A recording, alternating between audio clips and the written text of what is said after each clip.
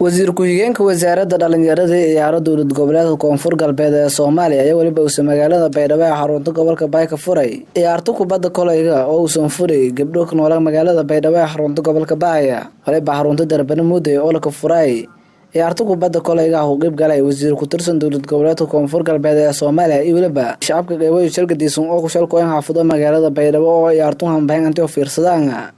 ciyaartu waa wasiir Xigeenka Wasaarada Dhalanyarada iyo Ciyaarta dowlad goboleedka Koonfur Galbeed ee Soomaaliya uu ka furay xarunta darbana muddo ee waliba qayb ku ah barnaamijyada safarka nabadda oo maalmo la dhaafi ku dareereen magaalada Baydhabo ee xarunta gobolka Baay kaasoo ujeedada sayt isdhexgalka bulshada Koonfur Galbeed ee Soomaaliya gaar ahaan bulshada magaalada Baydhabo ee xarunta gobolka Baay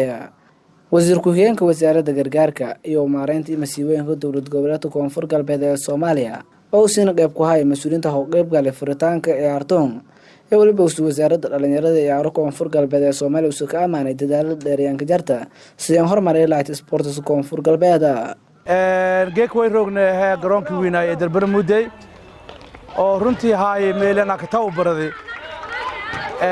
way xasuusada garoonkan way ka dheeli jiray volleyball iyo basketball haddii aan sheegay waqtiga laakiin waa dadka xogaa way siraan lakan حاجة لكن ويكو ملك وذانا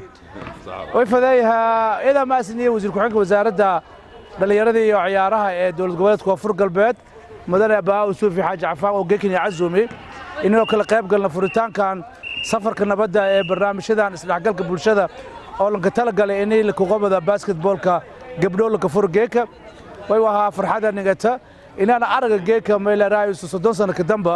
gabdho ka dheelayaan meel garoonka darbana muddo ee magaalada Baydhabo runtii way waha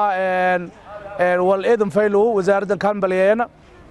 wasiir Xigeenka wasaaradda Kambaliyana dadaalkii juhdiga ka biyay in meel raay hasaaran gabdho iyo wiilal oo sports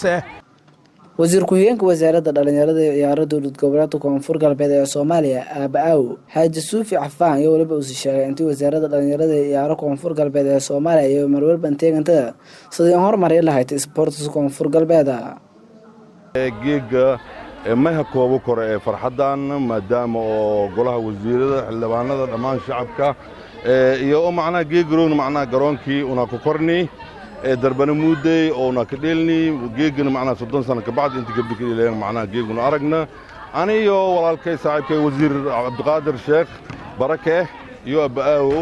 oo ilaa iyo Bareem ilaa Foom Forest dadka buloonin intaas hasal mareen koobkan way balan ka magac daray koobkii safarka nabadda way baqobatay CRD in qowti way bakalo siin sheegay shacabka Koonfur Galbeed sidoo saaxiibkay wasiir Barake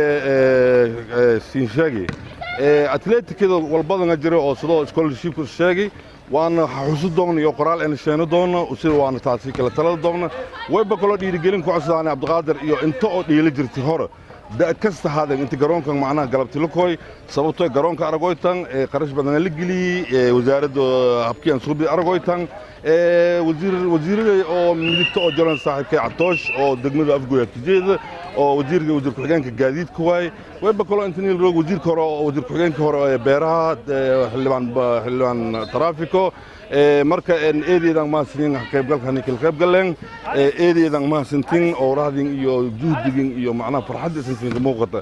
way baningata macna tusaale iyo jawaab iyo dhiibas way eedeedan ma sintin macna hadii la ikraan naqada hanin dhawaada tan kale oo sin sheegay baata kelmado oo wasiir Baraka ka dhawaajiyay taasay way ba eed han dhawaaya kastino waan Baraka way ba ku cuslaan intii ka shaqeeyay hadii la ikraan naqada wasiir assalamu alaykum warahmatullahi wabarakatuh